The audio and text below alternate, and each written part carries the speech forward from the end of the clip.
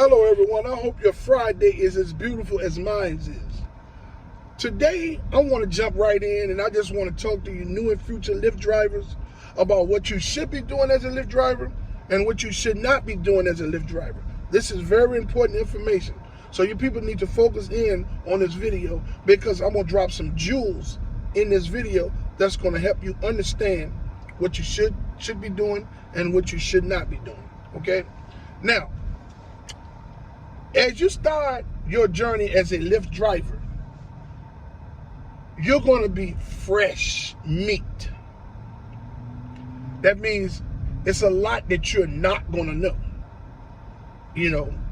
Now, here on my channel at Rideshare RealTalk, I talk to you about everything that you're going to need to know. I give you tips on how to navigate through situations that you're going to run into. All you have to do is take the time and come to my channel and look at my videos, and I give you information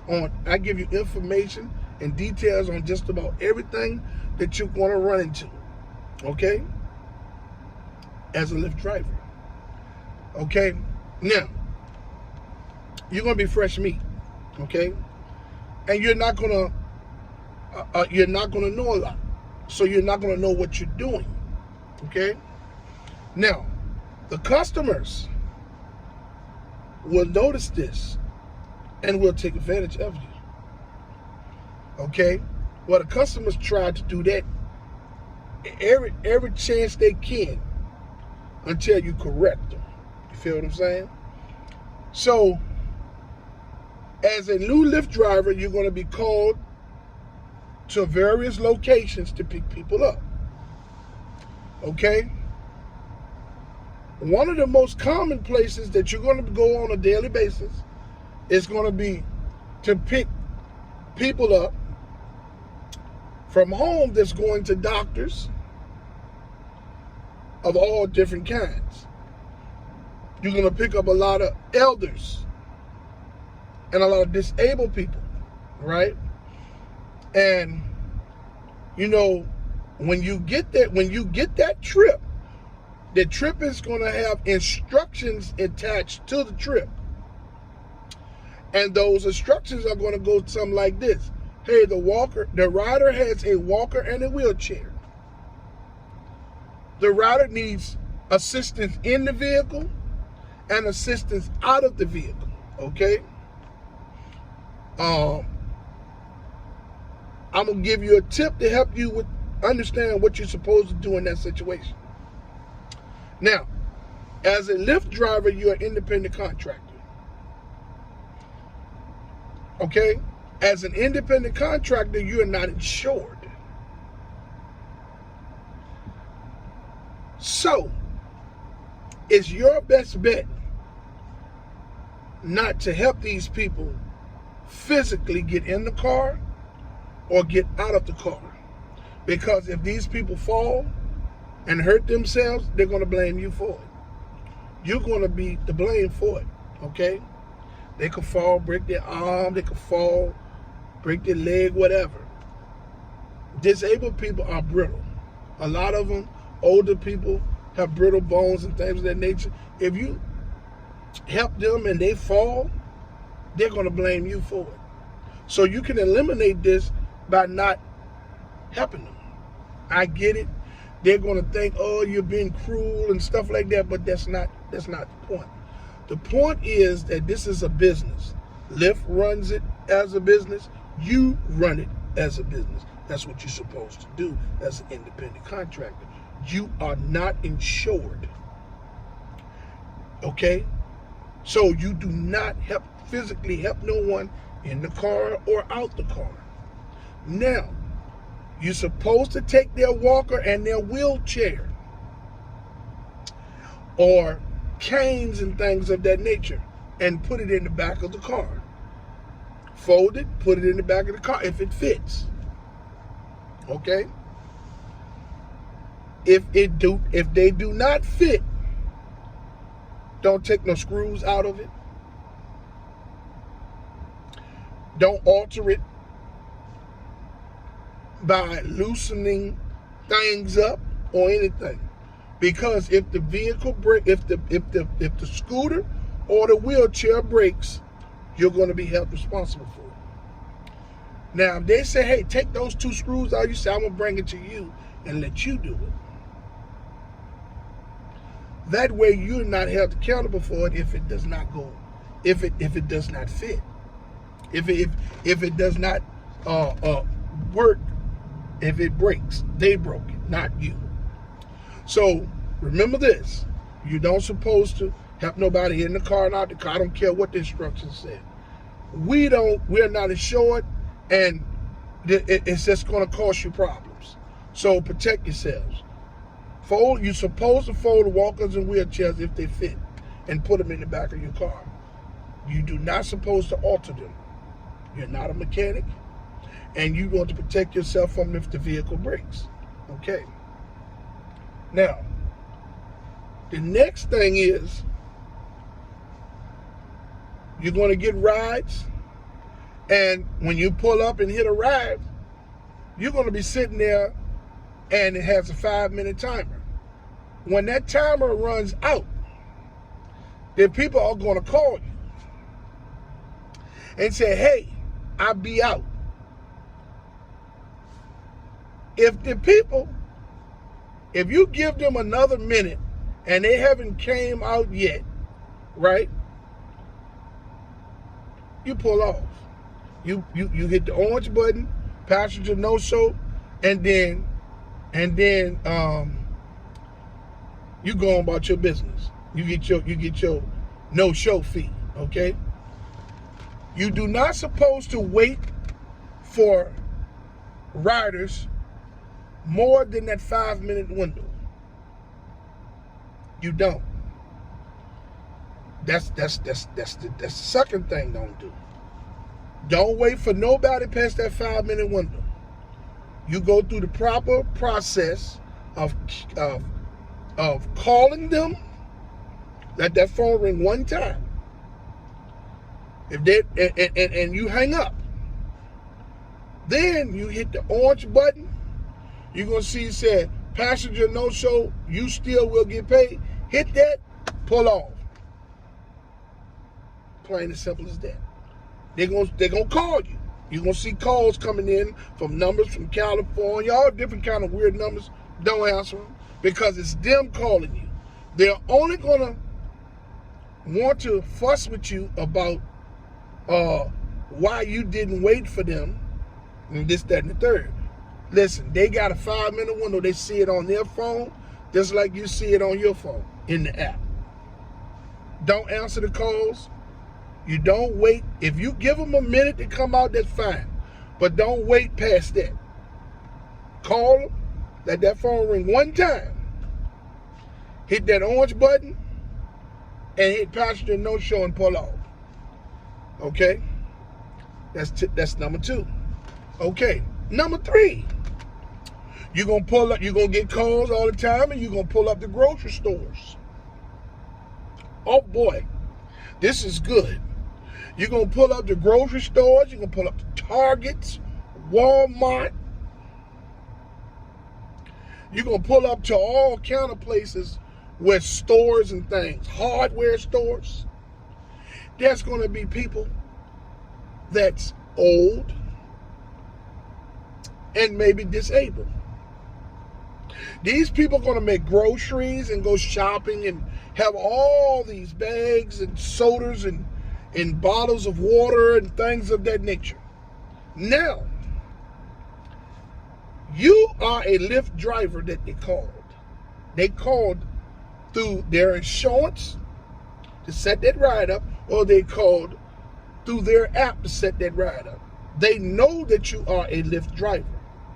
But when you pull up, they're going to be sitting in those scooters that they have in the stores. And they're going to say, yes, can you help me put my stuff in the car? Right? That's not your job. You are a driver. Now, if you feel like that you want to go and help them put that stuff in their car, in the car, you do it. But you just remember this. when you start something, you got to finish it. Because if you help them put all that stuff in the car, you're going to have to help them tote that stuff in the house. Now, I'm going to tell you why. Because they knew that they could not make them groceries. They knew that they wasn't able to make those groceries, all those groceries when they went in the store. Right? So they're going to rely on the Lyft drivers, which we are just drivers. We don't tote bags. We're not no concierge. We're not care assistants. If Medicaid wanted these people to have care assistants, they would send care assistants with them to assist them with all these things. Same thing with older people. If older people needed to make groceries, they'd take somebody with them to help them make the groceries in the family or something. As a Lyft driver, you do not supposed to tote anybody's groceries in the house. Now, if you help them load the groceries in the car, that's fine. That's on you. But when you start something, you got to finish it. Okay? So if you help them load them groceries in the car, you're going to have to help them tote them groceries in the house. Same thing when you pull up the Targets. The hardware store is going to be the same thing. Then you're going to also pull up there and there's going to be people that's not handicapped or disabled. There's going to be people that have made groceries. And some of them going to think that you're going to help them load the groceries and carry the groceries in their house. And you do not do this. I don't care what you tell, they're going to give me a tip. If that's what you feel, then go ahead by all means. Help them load the groceries and help them take them upstairs. You do that. You do that 10 times and you tell me how many times you got tips. Now, another thing that'll help you is you're going to pull up sometimes, you're going to get calls, and you're going to pull up sometimes, and there's going to be people that have a whole bunch of boxes, bags, trash bags with clothes in it, containers full of clothes and things. They're moving. So they're calling you and think they're going to cram all that stuff in your vehicle or the vehicle that you're driving. Now, people, you must remember this. You are a Lyft driver. You're not a moving van. You're not a moving service. You're none of those things. These people think they're going to load those boxes and those bags of clothes and totes all in your vehicle. People have bed bugs and everything in their houses. You can allow them people to load all that stuff in your car if you want, but they're going to leave bed bugs in the vehicle. And then when other customers get back there, they're going to be getting bit by the bed bugs. And once bed bugs infect your vehicle or your house, it's a wrap. It's like hell to get rid of them. Yes, it is. And the bugs go bite everybody that sit back there in that back seat. So, if you choose to move someone, that's on you. But you're not a moving van. You're not a moving service. You are a Lyft driver. Now, if someone's going to the laundromat and they got 3-4 bags that will fit in your vehicle or whatever, you put them in the trunk or in the hatchback section of your vehicle or whatever it is that you're driving. That's understood, but moving somebody's from out of a house with all these stuff they're going to cram up in your vehicle, don't do it. They're going to be in hotels doing the same thing. Moving to another hotel, they want to cram all that stuff in your vehicle. No. They utilize Lyft for the cheap fares because they won't go rent a van or a vehicle to help them move that stuff. See what I'm saying? They use Lyft to do these things because Lyft is cheap.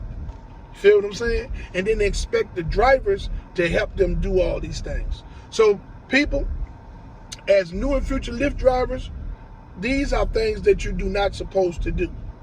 You understand what I'm saying? Know what you're supposed to be doing. And that's driving, being courteous, keeping your vehicle clean, and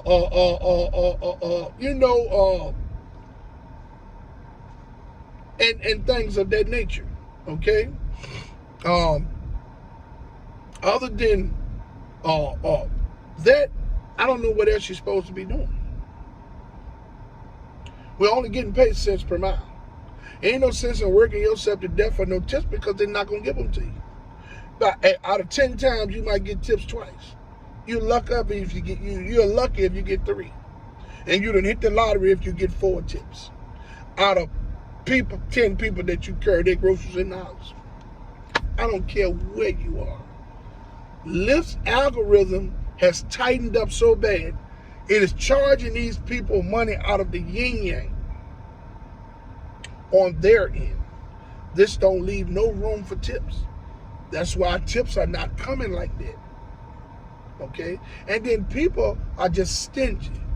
They would think that you're supposed to do all these things and you're a Lyft driver. That's what you are. You are nothing else more than a Lyft driver. So people, be smart. If you choose to use that discretion to do all that extra stuff for a tip, a small tip here and there, then that's on you. But it's my advice, somebody that's been doing this for a very good long time, for a year and 5 months, okay, 10 to 12 hours, 6 days a week,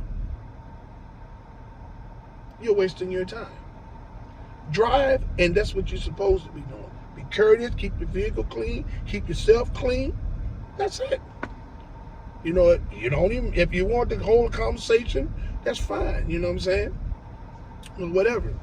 So, I just wanted to leave that video to help you all today. I hope something in the video can help someone. Hey, I would like to say that I fully support Lyft and Uber drivers and gig workers from city to city and state to state that's striking and protesting. I commend you all for you all's unselfish approach to fighting for change for everyone. Even if we don't get any change, I applaud you all's effort. I would like to say to all of those who have subscribed to my channel to like, subscribe, and hit the notification bell so you can stay in the loop when I drop my latest videos. Hey man, you all have a wonderful day. Keep your doors locked. Keep your head on the swivel. Be safe out there, my fellow drivers. And love somebody because I love you. And until my next video, let's get this bread, baby.